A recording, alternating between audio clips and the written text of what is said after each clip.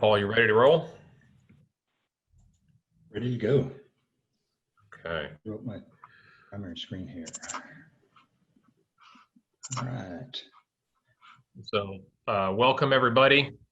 My name is David Sturts with Cooperative Strategies. Been honored to do this weekly conversation. We've been hosting since mid-April in partnership with Mary Filardo and the National Council on School Facilities, and working on the many different facets and challenges of reopening schools in this pandemic. We've had the real honor to speak with folks who have particular niches and expertise as academics and practitioners from big and small school districts, states, universities, and so forth. And that continues today. So this meeting is being recorded, and these are all published on our website, coopstrategies.com/publications. These are all also posted on YouTube. What you're looking at right now on the screen is a video, which we'll share the link for in just a minute, from an August 27 webinar. We have a little static here. If you don't mind muting yourself if you are not speaking, thank you. Okay. So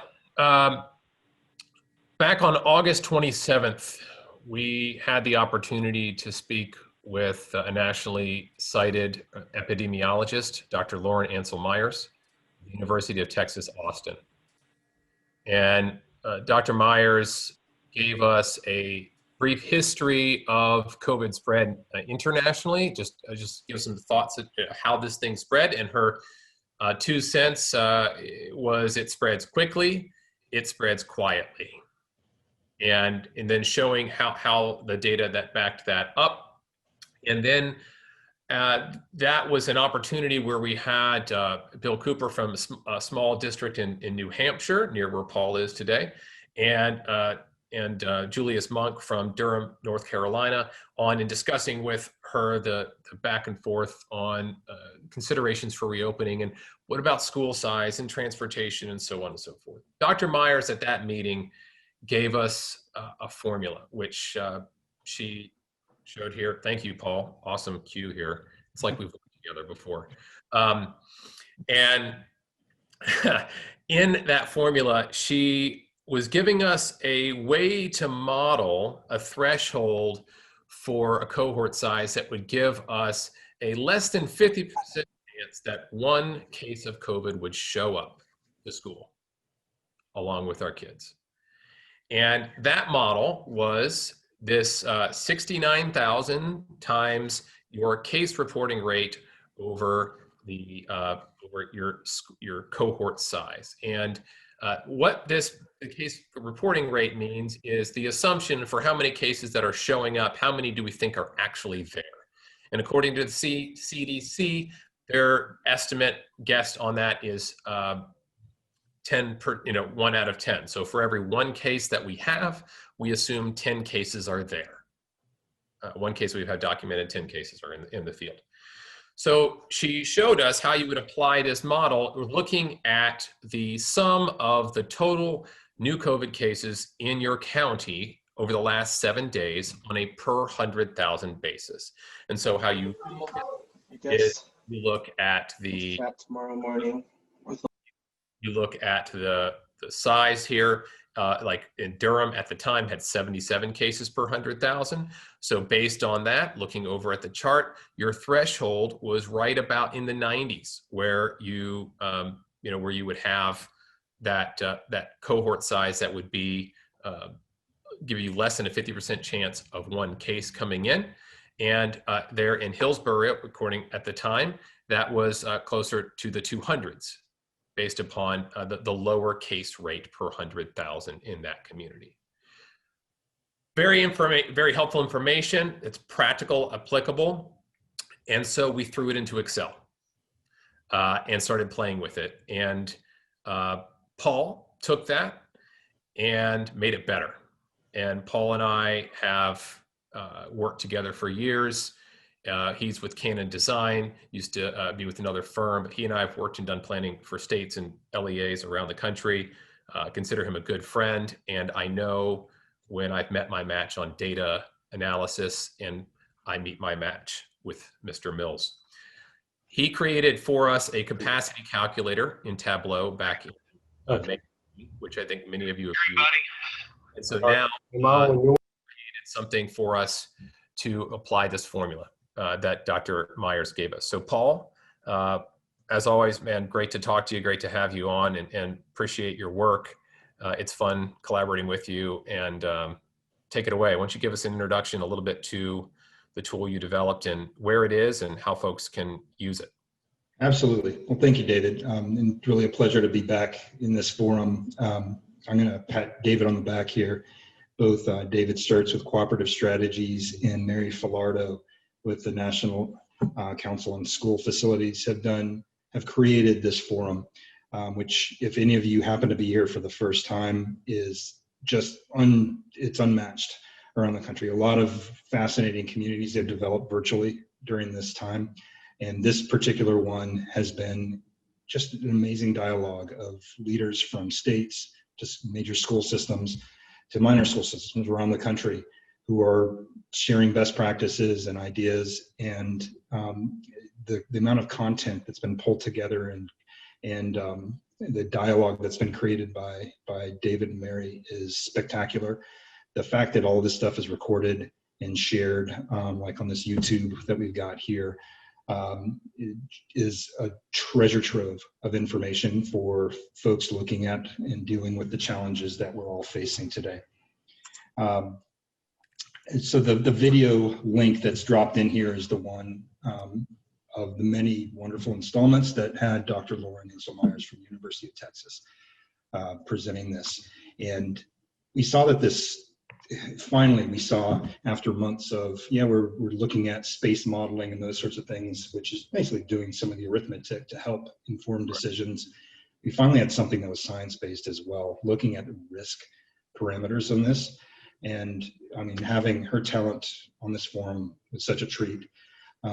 David and I, thinking alike, immediately jumped to the notion of let's actually harness this formula, very usable, practical, to help inform data-driven decisions, and create some tools out there to maybe ease some of the work. During this presentation, in this threshold that looks at, what are the chances of, during the first week, of someone crossing the threshold with the virus based on a sample size of the community represented by the group of folks showing up at the school. And this mathematical probability sort of stuff is great. Well, she referenced the New York Times as a potential source. Just look up publicly available information. And Dave, you can drop the link to this one as well. This is one that's continually updated daily. So the New York Times has various places, and if you haven't looked at it, a lot of great stuff. You can kind of drill down to different counties and whatnot. But the key metric that Dr. Meyers speaks to as that threshold you want to compare with the formula that she's provided with us is the notion of total cases over the last week per 100,000 people. So it's kind of a per capita measure of the incidence rate of new cases showing up on a rolling basis. One thing I noticed when checking New York Times, being the data guy that I am, I noticed that the per 100,000 shows up a couple different places on the page. And in one place, it's a daily average. Another place, it's the weekly, which is actually the number we're meant to use. But I wanted to signal this, so if you are using or have been referring to Dr. Meyers' formula, it's very easy to pick the wrong number if you're looking there and you quickly see per 100,000. So on this map here, which is the very top of the article, it shows where we have the hot spots around the country. You hover over any county, and it shows kind of the 7-day or the 14-day trend, et cetera. But it says average daily cases. And what's not exactly articulated here on the New York Times, but per 100,000, this is average cases daily per 100,000, which is 1/7 of the number that we really want to use. So you can either multiply times 7 or come down further onto the page. And there's this case where you can drill down in any state and look at any county and reference in the last 7 days, this is the total, this is the weekly amount, and then per 100,000 that you can drill down to. So just as a point of reference and clarity to make sure that when you're using these great tools, you're not unwittingly pulling the wrong number of reference. Right. Or we pulled together a tool which we're refreshing daily. That this is a collaboration with Mary Filardo, David, and myself, and Dr. Meyers as well has seen this. We're actually working with her on articulating some of the numbers in a different way and having more configurability, so stay tuned. But this, with fidelity to the presentation that she gave in that video, is a reference point where you can pull up any county, anywhere in the United States, and you can see a reference point. So default one here was the last one I was using with one of my current clients at Baltimore County Schools, and it's refreshing for some reason, probably because I had it open a long time. So if I can ask for a volunteer, someone tell me what county. We're going to use a specific example here that's relevant to someone in the room as a point for How about Matagorda County? Texas. Matagorda?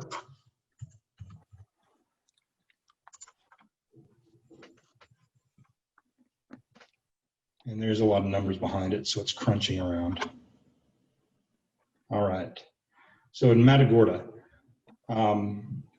we've got the cases up here, and this is a rolling average. It looks at the last 60 days over time.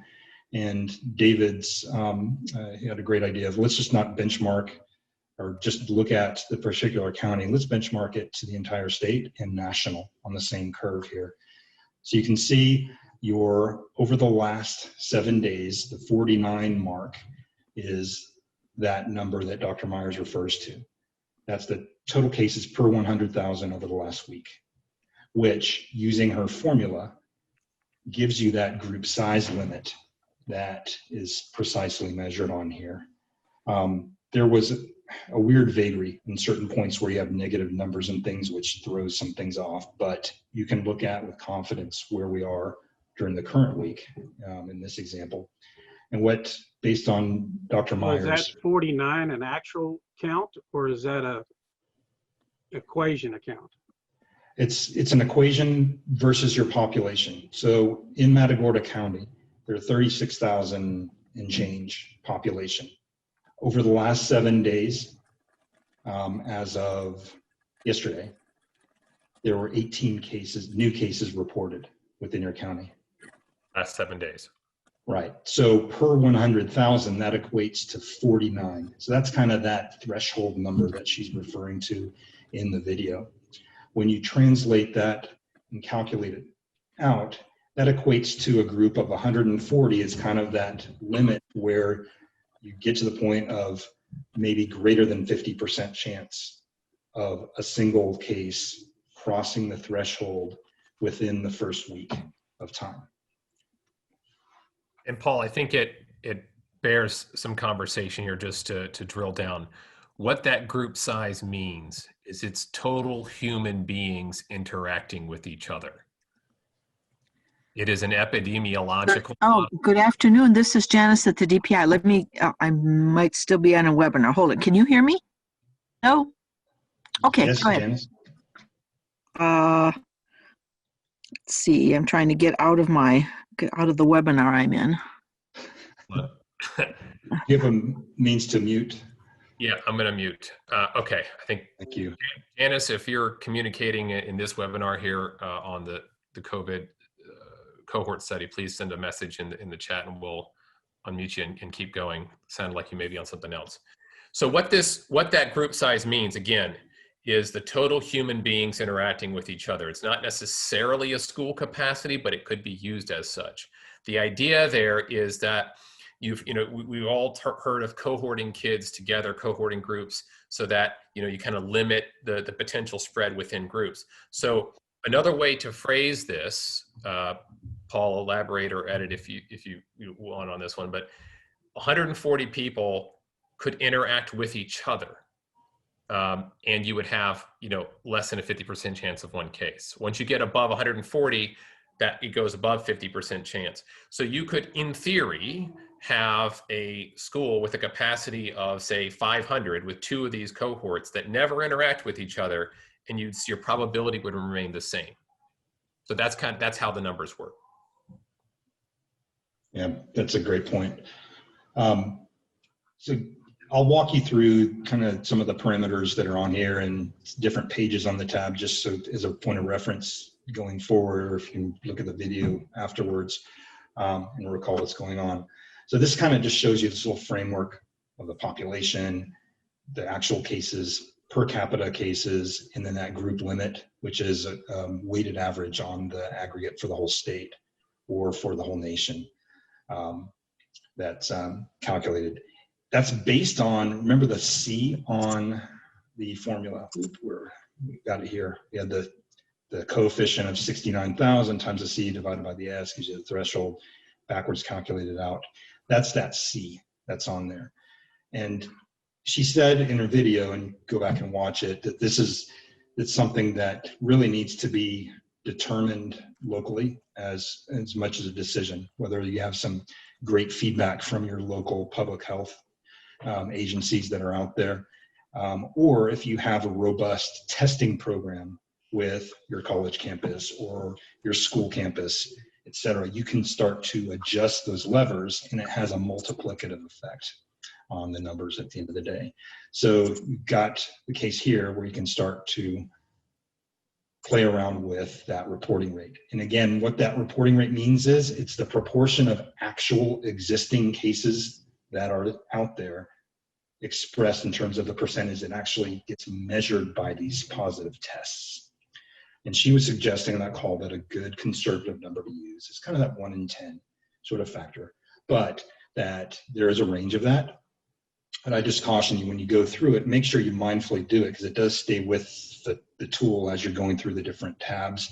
And if you've moved it up to an extreme level, that it stays on there. So just be mindful of that and make sure that, you know, I like to kind of stay close to what Dr. Meyers was suggesting as a good, comfortable spot. But again, if you have some strategies in place that can actually effectively let you amplify the size of the group with those sorts of testing, or you're in a community where you're a little more isolated from the general county and you're kind of an anomaly of the weighted average of an entire county. Down here in this quadrant here, these are kind of the what if scenarios, and it's kind of the backwards calculation of what she was showing on her little table, but you can plug in different group sizes in here, and it will just do the math and compare it to the threshold that exists and what it currently is. And you can kind of generally see, and it gives you the visual indications of whether you're kind of in that less than 50% per week sort of range. So all of these are configurable. So if you just want to jump in, put another value, let's see if we can get above 250 now. We know it's 140 is the threshold, but anyway, it just kind of lets you do that sort of grouping.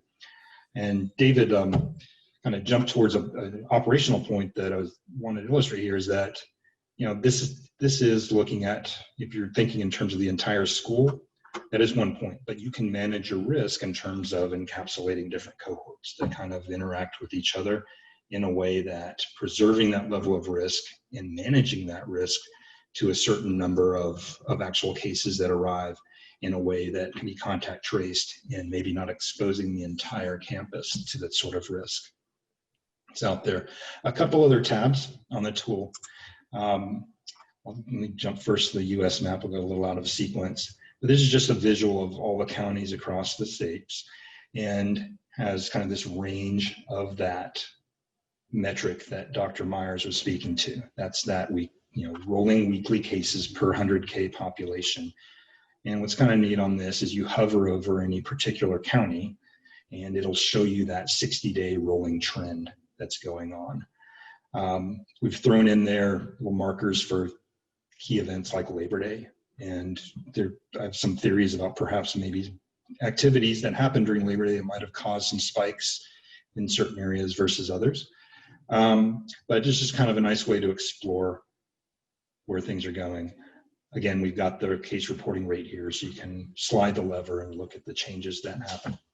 And just again, not to belabor, but just to that case reporting rate.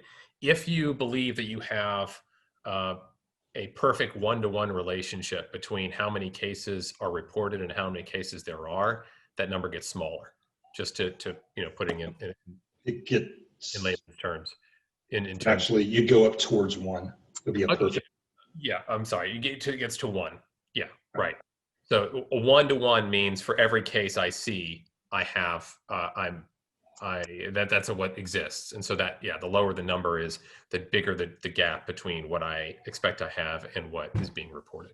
And being at that perfect extreme probably doesn't exist anywhere on the planet. Right. But if you have very hyper-controlled cases like the NBA bubble, or a university setting where there's frequent testing that's happening, you can really start to ratchet it up, which the effect is it just multiplies times that 0.1 that you're looking at as a default, times however many times you go up, and you could theoretically increase that cohort size managing your risk. This is similar to the US map, and you can go through and pick your state, any state. Do we have any volunteers who want to see what's up there? And it just drills down so you can actually see the names of most of the counties that are on there and really drill down to the different variety of case trends. Like McIntosh, Georgia here, I just picked at random. You can see they've been on a significantly downward trend of cases, which affects an upward trend of the group limit size that could be used for managing risk.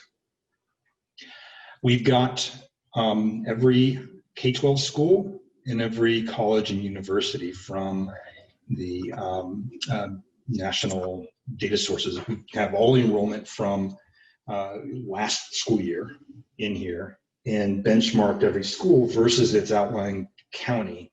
And you can visually see, and the default here, I forget where we last were exploring, was in Washington. And the way this thing works visually, you can kind of see these bars here that represent the enrollments from last year at every school, and it's sorted by agency.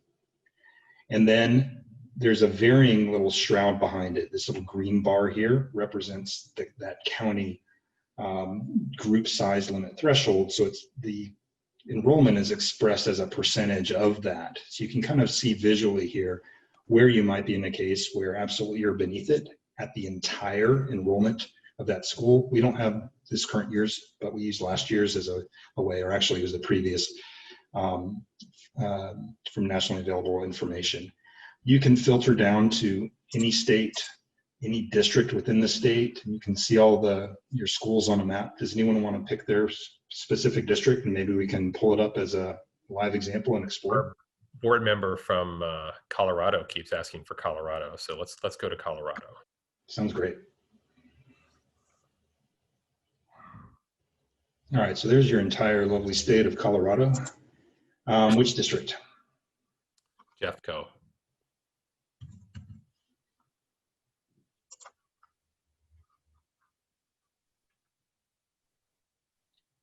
So what the computer does, it's number crunching. Here we go. So there are all your schools in Jeffco. And as you can see, pretty much you're all within Jefferson County. So you have a pretty uniform green threshold line there. And all of the schools are expressed in terms of the percentage of that community size limit, if you will. And you could use things like this reporting rate to inform strategy of how you want to manage it. As I mentioned earlier in the call, we're collaborating with Dr. Meyers and the University of Texas to see about expressing these things in terms of the actual number of cases. This sort of thing is, it sounds extremely risky to have, well, less than 50% of a chance. Well, how much less? And just within a week, what about the next week and the week after that? So we want to create some more configurability to the tool and be able to allow you to play what if scenarios and really get your arms around, expressing this risk in terms of numbers of cases. And if it's something that, well, we want no cases, of course, but if it's something that's like, yeah, we can expect to have 1 or 2 cases on, let's say, maybe not a week, on a monthly threshold or something like that, then you can get your arms around what the real contingency is of risk. And if it's something that actually, you know what, we've got a plan in place of how we're going to address it and protocols and all the contact tracing, that's something you need your head around and actually create a strategy that's applicable and allows you to optimize the amount of education in person that can be accommodated. So there's Jeffco. Again, this goes back when you look at the conversation, the difference between a cohort size and a school capacity. You know, that group size limit of 130 based upon the formula is just being contrasted with that total enrollment 2018-19. So you can think of, you know, if my enrollment was 418, my group size is 130, you know, that's 322%, you know, is the delta between the two. So is that school configured so I could have a couple of those cohorts together but not interacting? Well, then that lowers that threshold, because it can still stay within that risk threshold if I don't have those groups intermingle. David, can I ask a question? So, and when you say groups intermingle, meaning, so you can cohort by day or maybe even by quarter. So I guess my question is, if we look at that Bradford, if I have 4 quarters and I, you know, can put 130 in each one of those quarters, does that still fit within what this thing is calculating? Yes. Okay. Awesome. But and you know, you and I spoke about this a few weeks back, Julius. One of the rubs here is you got to get the kids to school. Right. Right. And so you know, this assumes that cohorting at school, if those cohorts are mixing on the bus, then that's going to naturally increase your threshold, your Gotcha. risk. So Paul, I guess, is this something that you've talked with the doctor about, that you could adjust for what David was just saying for the, you know, that temporary cohort? And because it's hard for me to say these 10 buses are only going to pick up for, you know, room 100 through 110. So is there a way that we can adjust for that? So the tool, we don't have anything like that kind of logic coded in, but it's something offline that can be done and informed by the data that you find in here. You're in North Carolina, sir? I was just going to pull up your district for fun. Yeah, I'm in Durham.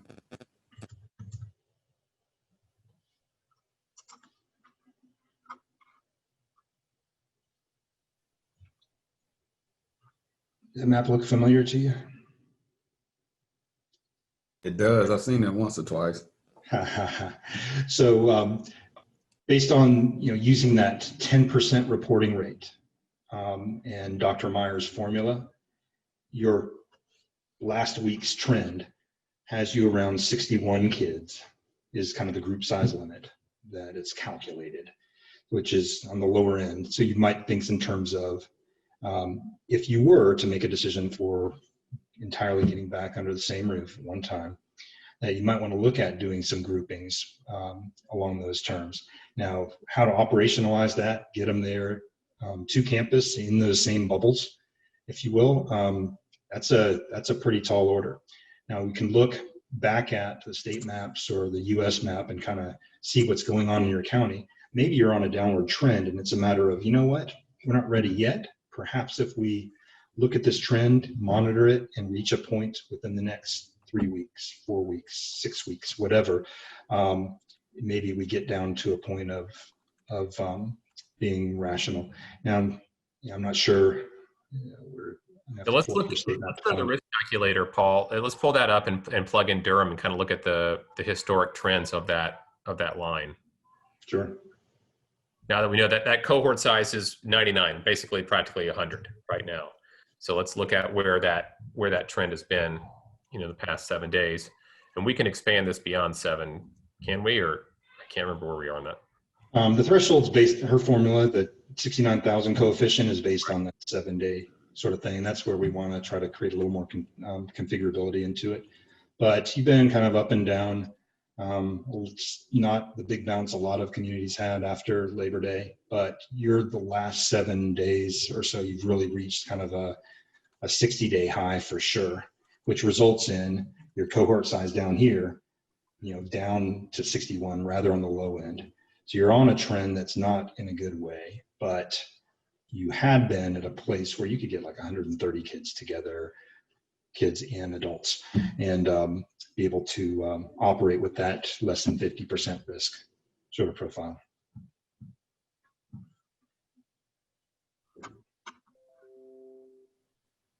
Right. So practically from a planning standpoint, this is one of those, you kind of look at the current rolling day number, you look at it in light of the group size trends in time like that. And that can help you kind of predict, you know, basically when we talk about cohorting, what does that mean for you? What is it? It's 99 now, but if it's been lower and trending higher, if it's been higher than trending lower, that can help inform, like, because I know Julius and everyone on the phone, you got to plan for a semester at a time. You're not changing this weekly. Right. And, you know, just that's what's great about having a parametric tool like this. Let's say you were to implement a robust testing program, and let's say that effectively gets to the point where you are catching half the cases. So you're kind of an anomaly of the outlying community out there, and the reporting rate is high because of your testing. Just kicking up to 5, that multiplies the effective group size times 5 from that 0.1 that we had before. So suddenly your group size goes up to 305. To me, this builds the case for leadership to consider these sorts of things where you're actually being proactive about testing in a way that manages risk and enables you to safely bring students back together in larger groups. It certainly speaks to the necessity of having a good relationship with your public health departments. Absolutely. To make sure that everyone is aware of what the testing rates are.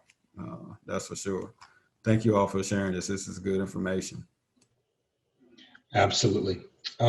Just to kind of complete the loop here, you have a kind of interest tab we have not filled out yet. Changes are coming.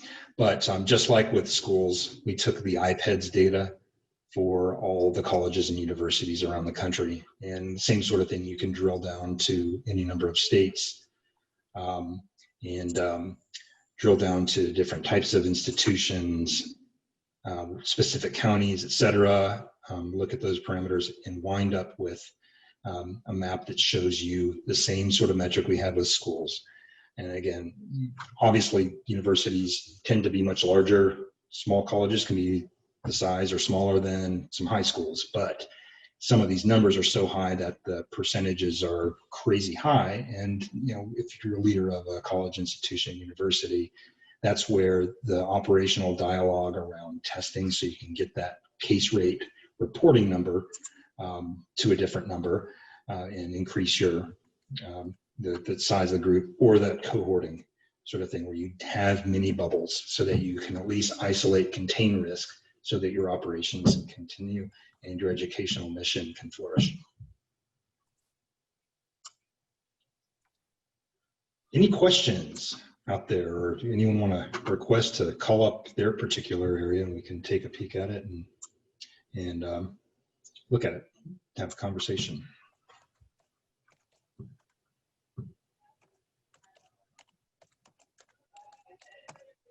So Yeah. Paul, this is Mary here. Can you hear me? Hey, Mary. Yes. Hi, Mary. This is great. Thank you. This is, I love this stuff. So I was curious, there was just John O'Brien. I thought it would be interesting to see, he said they have 0 student positives since kids returned to school. I would be curious to see what the, what his county is and his district, and see what the model would be saying as compared to what's happening in terms of, so some questions for John would be kind of what's your cohort sizes that you're working with? And basically what our cohort sizes, we're a small school district. We're about 1,055 students total. Yeah. We have 3 different campuses. So basically our cohorts are our campuses. Yeah. Now we keep our groups small. We're able to spread out in all of our campuses. We've gone above and beyond what the state is requiring of us. You know, of course, we're doing the usual things like mask and all that good stuff, but we have sneeze guards for every student, every teacher. We have Wow. thermo cameras set up throughout the building, especially on the secondary level. That's fantastic. What's your county? County is Matagorda County. Oh, this is Matagorda. Yeah. Yeah. Mm-hmm. I mean, because I think what's important is understanding, the model is a mathematical model. Correct. And kind of how the behaviors of people kind of can affect the projected outcomes. And so, I think there's a lot to learn from that.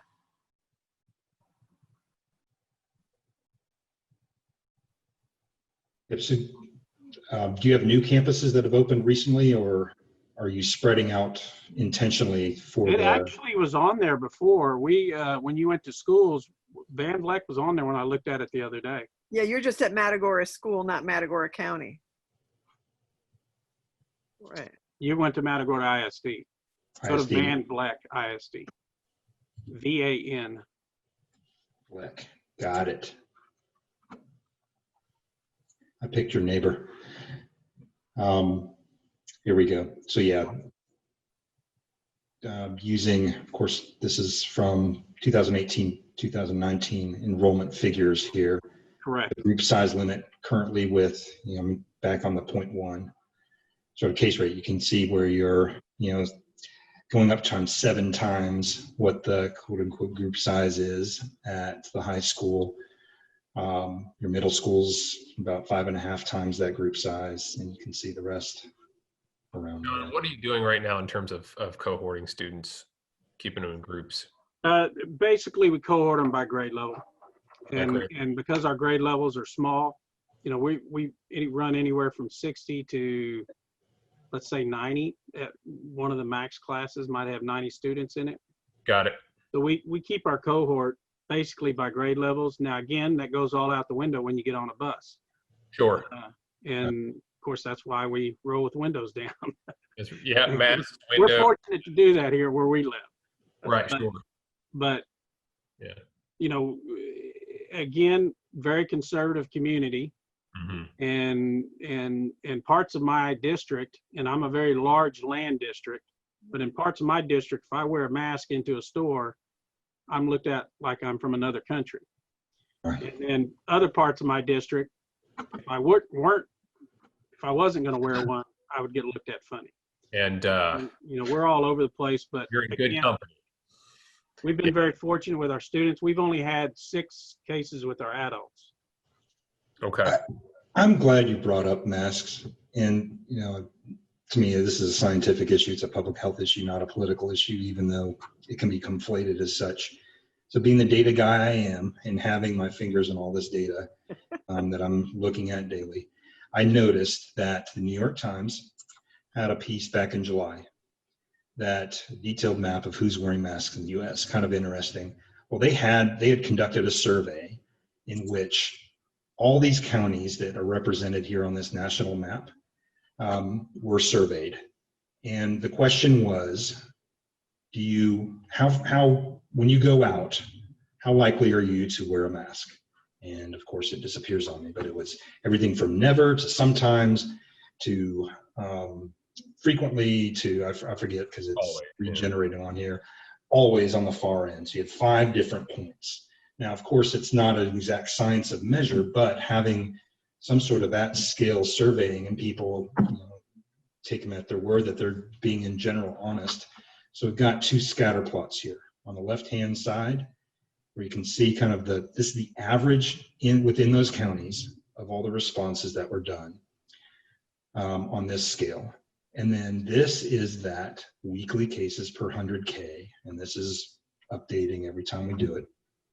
And you can see this trend line here that suggests that the less likely you're to wear a mask when you go out, there's a tendency towards a higher case rate. It's just logic and science bearing itself out. This is aggregated at the state level as well. So you can see that same trend line and curve that's out there. So anyway, I'm not trying to be preachy for any of those in your community that might frown upon those practicing some sensible public health behaviors. Well, and of course, we've all lived in a time now that, when have y'all ever remembered that people didn't trust science? And so, being a science guy, even though I'm a superintendent, I have a hard time. I'm going to wear it. I mean, that's just the way it is, even if I'm going to decrease the load that I get. And so again, we preach it. Now, I'll be honest with you, our kids have no problem. It's not the kids I have a problem with. It's the adults, and it's the big people. And so, you know, it's not my kids. Kids, I very rarely, when I walk through schools, have to tell kids put on their masks. And so that hadn't been an issue. And so, you know, when we're at school, it's a good thing, but it's just, you know, you see it when we're out and about, or you might be at a football game on a Friday night, and we have to remind, it's not the kids we're having to remind, it's the big people. And they look at you funny, but you know, hey, they're in my property, so they got to do what I tell them to do. Mm-hmm. And but you're right, it's there. You know, there's definitely a correlation. And we've heard, you know, back when we were starting this conversation in April, the one of the common refrains was, how in the world are we going to get kids to wear masks? And what's interesting is, over the past several weeks, Mary, and others you've been hearing, it's kids aren't the problem by and large. No, they're really not. And the kids, in all honesty, yeah, we've had, you know, they're going to pull on them and tug on them and do all the things they do. That's going to happen. But for the most part, they, you know, but we've gone through all the steps of, here's how you wear it, here's how you carry it, here's how, you know, we've done all that.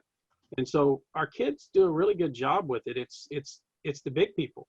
And sometimes when I say big people, I'm even talking about staff members I have to remind, you know, but it's just the way it is. And for right now, that's the law of the land here in leopard country. So we're going to do it. Paul, what's coming next? Thank you for your leadership. Yeah. So that's the tool. As we mentioned, we're collaborating with the real brains behind all this, with Dr. Meyers, on ways to add different ways of expressing it and to empower you with more levers and more parametrics that you can put in here and actually help inform the difficult decisions that you guys are facing right now. Also, at CannonDesign, I mean, I'm with a national architectural engineering firm. We also have education folks and planners and folks like me that are out there that don't design things but help guide and facilitate conversation around data-driven decisions. One thing we're collaborating with our engineering group on, we have Keith Hamelman in our Chicago office who sits on ASHRAE's COVID response panel, and we're working on some tools that, you know, Dr. Meyers' model looks at what are the odds and risks of people showing up based on community spread. We're looking at the ventilation models and how to look at the parameters that exist in your facilities and how to talk about the risk of actual spread within the building itself. And that's something else that's kind of in very, very beta mode, but we're looking to roll out some more tools like that. So I know that many of you are well down the road of your decision making, but do know that there are industry partners out there ready to help you and help you inform those difficult decisions that are coming. Thank Paul. Any questions again for Paul about the tool and its assumptions and how it can be used?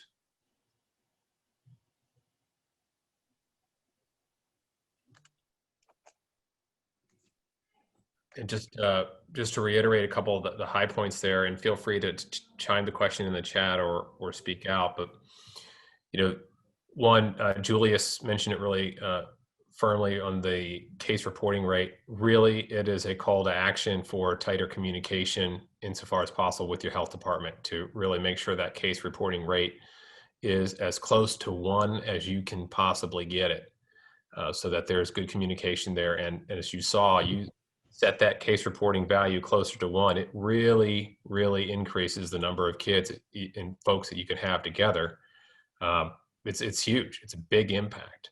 And so what that implies about this tool is that this is really, there's some levers here for you to push and pull that make a significant impact on the outputs.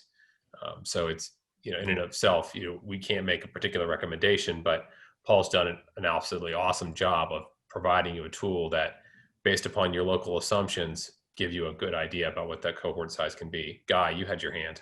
Yeah, this tool and the coming tools, the one that lets you look at the risk inside your building, are going to be absolutely critical.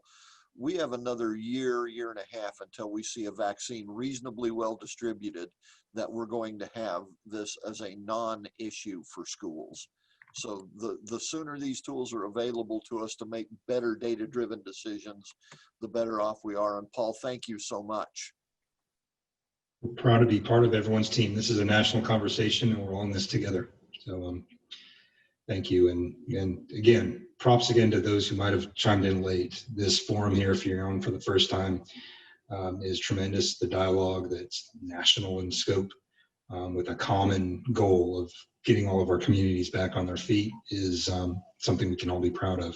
Anyway, thank you, David. I really appreciate the opportunity to be part of this forum again. And happy to address any questions offline as it relates to this tool or anything else, or if there's anything you'd like to see in it that may be something we could accommodate, we'd love to do. Yeah, Paul, throw your email in the chat if you would. I can reach out to you. I also just put in the chat. Many of you probably saw the conversation with Jeff Vincent, Center for Cities and Schools at Berkeley. He's got a source on his website there that I just put in, Center for Cities and Schools at Berkeley. And what that does is it has some tools for you. It has the link to Paul's capacity calculator on it. In fact, let me just share my screen and I'll pull that up, Paul. Jeff's thing, go for it. Do I have to let go? Here we go. There you go. So here's his website, and he's a frequent collaborator here on the webinar and with Mary Filardo. So you go here, and here's this capacity calculator from Paul. Here's from CASH, Center for California's Coalition for Adequate School Housing, have cleaning and disinfecting of the indoor air quality, some tools and references there. Aerosol transmission estimator from Dr. Jimenez at University of Colorado Boulder, and some risk reduction strategies from the School of Public Health. So again, great resources here, portable air cleaner calculator for your schools. So there's more tools out there, and Jeff did a great job of pulling them together for you as well. So wanted to commend that site to you for use.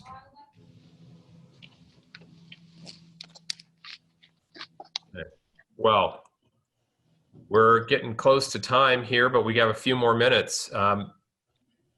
Any sort of thoughts, questions, comments about cohorting in general, and or would love to hear from anybody who's finding some success in how they're cohorting their students in person. Anybody have some words of wisdom to share?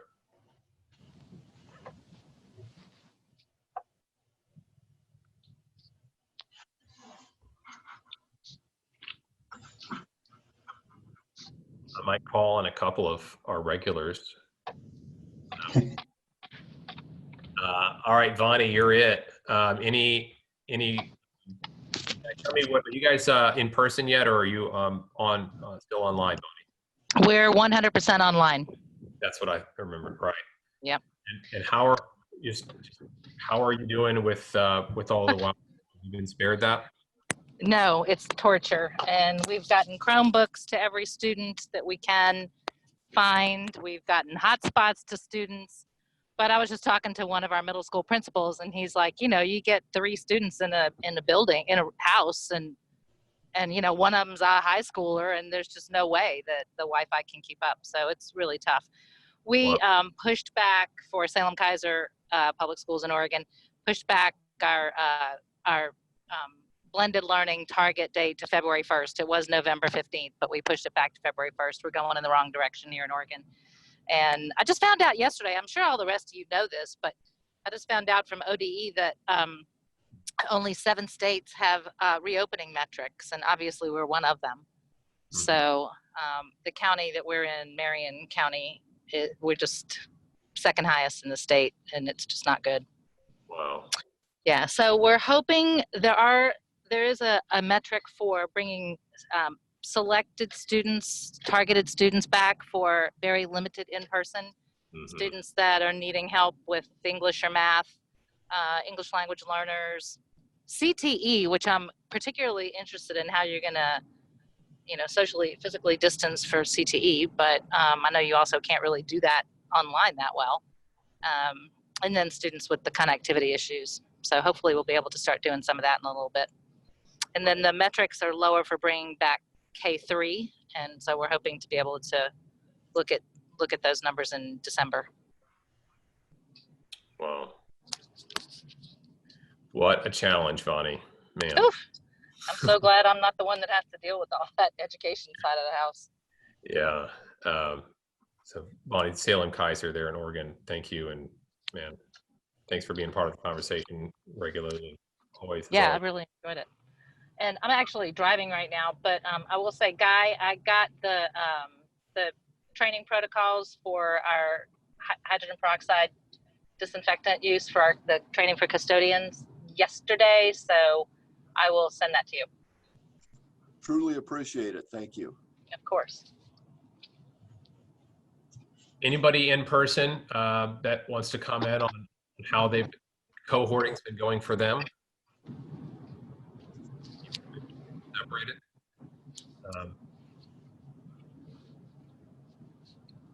Scott and Guilford, any insights there?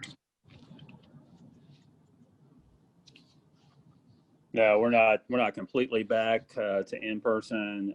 We started voluntarily for just our youngest population, our pre-K and K, a few weeks ago, and the board yesterday agreed with the superintendent to delay our in-person starting on a phased approach. And so that was supposed to start October 20th, which obviously is next week, and it's been pushed back a couple of weeks. So I think for our district anyway, we're a little bit hesitant and diving into our phased in-person plan until we get a better feel on the numbers. And with high school students, that is still delayed until January.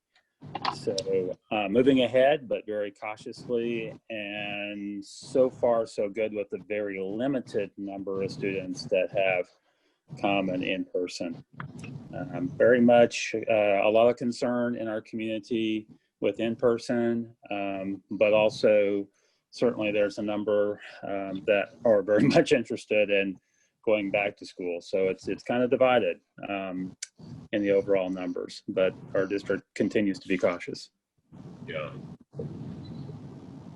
Similar timeline as Vonnie there on the other coast. Julius, I know you had a board meeting not too long ago in discussions in reopening in person this month. Any updates there?